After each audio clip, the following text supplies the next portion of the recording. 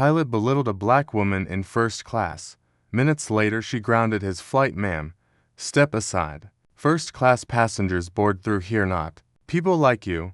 The words cracked through the airport gate like thunder, sharp enough to stop conversations mid-sentence. A few passengers froze mid-stride. A man dropped his boarding pass. A little girl tugged her mother's sleeve, whispering, "Why is he yelling?" But the pilot, Captain Rhodes, chest puffed out, ego inflated like a parade balloon, didn't care who heard him. He stood in front of the jet bridge with his spotless uniform, polished shoes, and a stare cold enough to freeze metal. He didn't whisper his insult. He projected it with pride. The black woman he blocked, Dr. Elena Grant, didn't flinch, didn't move a single muscle. Her calmness made the moment even louder. She simply tightened her grip on her carry-on and said in a steady, soft voice, "Sir, I am a first-class passenger." The pilot smirked, tipping his chin up with a look that had followed Elena her whole life, in stores, in offices, in elevators, in job interviews, in rooms where people pretended not to see the assumptions on their own faces. "Sure you are," he said, dripping sarcasm. "Show me the ticket. I want to make sure you're not lost." A few passengers shifted uncomfortably, but no one spoke. People never did. Elena slipped her ticket out respectfully, handing it to him with the grace of someone who had navigated arrogance more times than turbulence. But the pilot barely glanced at it. He didn't even read her name. He skimmed the seat number, then scoffed loudly. "Seat 1A. You, no, that seat costs more than most people make in a month. You're holding someone else's pass. Try the back of the plane." A gasp rippled through the gate. A man shook his head. Someone whispered, "This is going online if he keeps going." Still, Elena didn't raise her voice. Her silence carried more power than any argument. "Sir," she said softly, "you're making a mistake." He laughed, actually laughed, while stepping in front of her, blocking the jet bridge with his entire body. "You want to know what mistake I'm making?" He sneered. "Letting you anywhere near my first-class cabin. I run this flight. I make the rules. And rule number 1, no trouble." Elena lifted her eyes, and the calm inside them changed. Not anger, not fear, a quiet authority that made the air around them shift like a storm preparing to break. "Are you absolutely sure," she asked gently, "that you want to continue speaking to me this way?" The pilot scoffed and waved her off. "Lady, I don't care who you think you are." And that was the moment, that exact second, the head of airport security sprinted toward the gate. Breathless, panicked, eyes widening as soon as he saw her face. "Dr. Grant," he gasped. "Ma'am, we didn't know you'd arrived early." The entire gate froze. The pilot's smirk collapsed. Because now, the truth was out. The moment the head of airport security said her name, Dr. Grant, the air inside Gate 12 shifted so violently it felt like gravity itself had changed direction. Passengers who had quietly watched the pilot insult her suddenly straightened, eyes widening, whispers spreading through the crowd like sparks racing across dry grass. The security chief, built like a wall, breath steadying from his sprint, did something no one expected. He stepped in front of Elena protectively, blocking the pilot as if shielding her from further harm. "Captain Rhodes," he said sharply, "please step aside." The pilot blinked, confusion and embarrassment fighting on his face. "Step aside? For what?" "I was handling a distinguished passenger." The security chief cut in, emphasizing the last two words like he was dropping a hammer. "And one whose identity you never bothered to check." A ripple of gasps moved through the gate. Someone whispered, "He's dead." This man is so done. But Captain Rhodes wasn't ready to surrender the last scraps of his ego. He crossed his arms, scoffing. "She held a first-class ticket. That's it. Nobody gave me any special notes." The security chief's jaw tightened. "Because her title doesn't go on the ticket.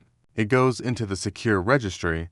The pilot frowned. "What registry?" Elena finally lifted her gaze, and when she spoke, her voice was steady, almost gentle, but laced with a quiet authority that struck harder than shouting ever could. "The Registry for Federal Transportation Clearance," she said. Level 2.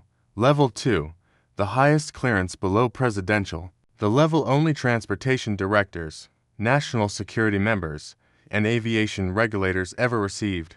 A woman near the window gasped loudly. A businessman's jaw dropped so hard his glasses slipped down his nose. Even the children stopped fidgeting. Instinct told them something huge was happening. Captain Rhodes' face drained of color. You're with the FAA?" he asked, voice trembling despite himself. Ailina shook her head softly. "I'm above it." The security chief stepped forward, his voice low but piercing. "Captain Rhodes, allow me to introduce the person you just harassed. Dr. Ailina Grant, lead federal investigator for aviation safety and compliance. She holds authority over every commercial airline in this country." Silence. The kind that makes hearts stop. The kind that destroys careers. Passengers looked at the pilot with disbelief. One woman even raised her phone to record. Knowing history was unfolding, the pilot's lips parted, but no sound came out. His arrogance evaporated, replaced with the awful realization that the woman he shoved aside could shut down his entire career with a single signature. And she hadn't even raised her voice. Captain Rhodes felt the blood drain from his face so fast it was as if the airport lights dimmed just to highlight his shame. His mouth opened and closed without sound, like a man drowning in the very arrogance he once stood on. Moments ago, he was the unchallenged king of Gate 12, barking orders, throwing attitude, deciding who belonged in first class and who didn't.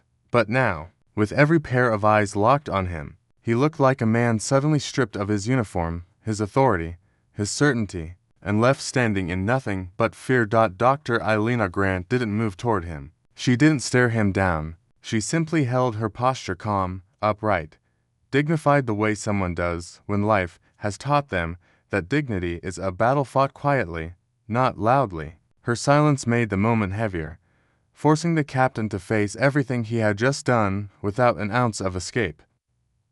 I didn't know," he finally whispered, voice cracking. They didn't tell me who you were." Ailina lifted her eyes, and the sadness in them hit harder than any anger could have. "You didn't need to know who I was," she said softly. "You only needed to know I was human."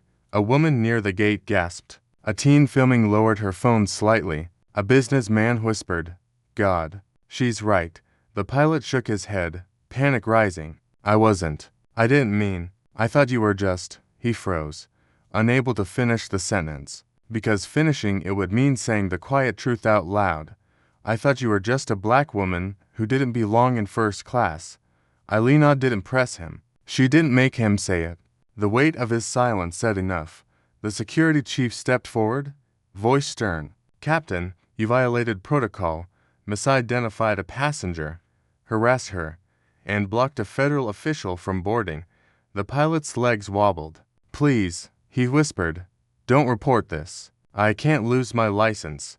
Ailina inhaled deeply, a slow breath heavy with years of being underestimated, dismissed, talked over, talked down too. "You were willing to rob me of dignity," she said quietly. "Now you want mercy."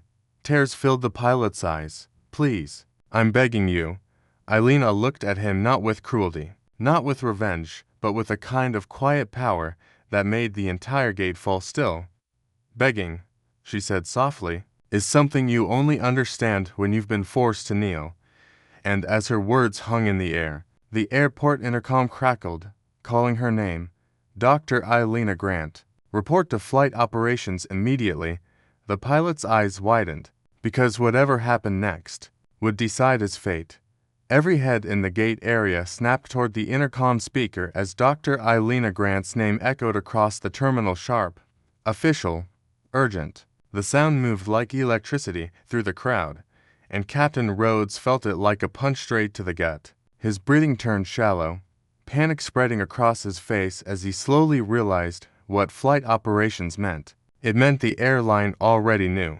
It meant the video passengers had been recording was spreading. It meant the people who controlled his schedule, his status, his wings, were demanding to speak to the woman he had just humiliated. Ailina didn't rush. She didn't break her posture. She stood there with the quiet, heavy grace of someone who had spent years walking through rooms where she wasn't welcomed, but walked in anyway stronger every time. The security chief stepped closer. "Ma'am, we can escort you to operations," he said respectfully. They're waiting for you." But before she could move, the captain stepped forward, trembling. "Dr. Grant, please just let me explain before you go in there." "I swear I didn't mean her." She raised a hand, stopping him with a calmness sharper than any command he'd ever heard from a superior. "You meant it," she said softly. "You meant every assumption you made about me." The pilot's lips parted, but nothing came out. The truth sat too heavy on his tongue to speak. Ailina looked around the room, seeing not just the pilot, but the quiet witnesses who had watched everything, some ashamed, some sympathetic, some realizing they had done nothing to stop it. "This isn't just about me," she said, her voice carrying through the gate with a kind of painful clarity. "This is about every person you've decided didn't belong on your plane, simply because they didn't match the picture in your head." The captain's shoulders caved inward. I know. I was wrong. Please, don't ruin my career." She took a slow breath, her chest rising with the weight of years he could never understand. "Your career," she said quietly, "is not my concern. But passenger safety is. Airline culture is. Accountability is." A murmur moved through the crowd. Someone whispered, "She's going to end him." Another said, "He deserves it." Ailina turned to walk toward flight operations. The pilot stumbled after her. "Please, just tell them it was a misunderstanding." She stopped, turned her head just slightly, looked at him with a calmness that froze him in place. "Captain," she said, "the only misunderstanding was how much power you thought you had." And with that, she walked toward the operations door, where the fate of the entire flight waited. The door to flight operations slid open with a quiet hiss. But inside, the room felt like the center of a storm. Screens glowed with flight data, red alerts flashed across dashboards, and a half-circle of senior airline officials turned simultaneously when Dr. Ailina Grant stepped in. Their faces shifted instantly from confusion to shock to a sharp, nervous respect. The director of operations, a tall man with silver hair and tired eyes, stood so fast his chair slammed into the wall behind him. "Dr. Grant," he said breathlessly, "we're aware of an incident at Gate 12. The video is already circulating." He stopped, glancing over her shoulder. Captain Rhodes had followed her inside, pale, shaking, looking like a man walking himself to his own sentencing. The director's expression hardened. "You," he said coldly, "have no authorization to be in this room." The captain swallowed. "Sir, please, this is a misunderstanding. I didn't know who she was." You didn't need to know," the director snapped. "Your job is to treat every passenger with respect, and you failed." The room went still. Even the screens seemed to quiet. Ailina stepped forward, her voice calm, but weighted with a truth no one in the room dared interrupt. "He told me I didn't belong in first class," she said softly. "He told me I should board through the back. He tried to block me from entering the plane." Gasps flickered through the room like sparks. One supervisor whispered, "Not again. Not another incident." Captain Rhodes rubbed his forehead, tears forming, the consequences finally crushing him. "I wasn't thinking," he choked out. "I'm under stress. I've had long flights. I didn't mean." Alina's eyes lifted to him, steady, sad, but unshakably firm. "You were thinking," she said. "You were thinking something about me that you never should have assumed." The director turned to her. "Dr. Grant, what do you recommend we do?" The question struck the captain like a physical blow. He stumbled. No, please don't let her decide." Ailina didn't look at him. Her eyes remained on the director, not vengeful, not cruel, but resolute in the way truth requires you to be. "Before anything else," she said, her voice calm as a still ocean hiding a storm, "I want full access to the cockpit logs and safety reports tied to this captain." The director nodded instantly. "It's yours." The captain's face collapsed, because Dr. Ailina Grant wasn't just offended. She was about to uncover everything he'd ever tried to hide. The operations room shifted as soon as the director handed Ailina the access tablet, the screens reflecting sharp blue light across her face. Captain Rhodes watched her fingers glide across the screen, steady, methodical, terrifyingly calm as she opened report after report. His chest tightened with every swipe. This wasn't just about an insult anymore. This was about everything he'd buried under paperwork, excuses, and seniority. And she was exposing it all, with a silence that felt louder than any alarm. One by one, the violations appeared. Late compliance checks, missed safety drills, ignored crew concerns. A flight last month flagged for his unprofessional tone with passengers, a complaint filed by a flight attendant who said he treated certain people differently. Every line pulled the color from his face until he looked like a ghost wearing a pilot's uniform. Alina's voice finally cut through the tension, soft but sharp enough to slice the room open. "You said you were stressed," she murmured. "But this isn't stress. This is a pattern." The captain's lips trembled. "Please, I can fix it. I'll take the training again. I'll apologize." She looked up, and the pain in her eyes made him fall silent. "Captain," she said, "people trust you with their lives, thousands of lives, but you treat respect like it's optional." The director folded his arms, the weight of her words settling heavily across the team. "He's been warned before," one supervisor whispered. "We just didn't know, because no one reported it correctly." Alina finished, her voice steady. "But today he chose the wrong woman to disrespect." The captain finally broke. "Please, don't take my wings. Flying is all I have." Alina inhaled slowly, deeply, an exhausted breath full of the weight of a lifetime of moments, just like this one. "You should have thought about that," she said softly, "before you tried to clip mine." And before the captain could speak again, a sudden notification flashed across her screen. Urgent. Internal investigation triggered for Captain Rhodes. His fate was being decided, and he had no control left. The operations room felt smaller now, as if the walls themselves were closing in around Captain Rhodes. His breathing turned shallow, panicked, uneven. He looked around at the supervisors, at the director, at the staff who once nodded respectfully when he walked into a cockpit. Now they stared at him the way people stare at a man standing on the edge of a cliff, knowing the fall is coming, knowing nothing can stop it. But the only eyes he couldn't escape were Dr. Alina Grant's. Her gaze wasn't angry. It wasn't triumphant. It wasn't even cold. It was honest, quietly, painfully honest, and that truth alone made him feel smaller than he ever felt in his life. "Dr. Grant," the director said, his voice tight with tension, "the investigation has already begun. But we need your official recommendation. Do we suspend him pending review?" The words hit Captain Rhodes like a punch to the ribs. His knees buckled slightly, and he reached for the back of a chair to steady himself. "Please," he whispered, voice cracking. "This job, this uniform, it's everything I have left. I've been a pilot for 27 years. Alina didn't look away. 27 years, she repeated softly. 27 years of passengers trusting you with their lives. And today, you couldn't trust a black woman with a seat in first class." His eyes filled with tears. He wiped them with the back of his hand, ashamed. "I grew up in a world that taught me things I'm still trying to unlearn," he whispered. "I'm not making excuses. I didn't realize how much harm I could cause with a few words." Alina stepped closer, not threateningly, but with a calm that made him tremble even more. "Words are powerful, Captain," she said, "especially when they come from someone who leads." He held her gaze with desperation.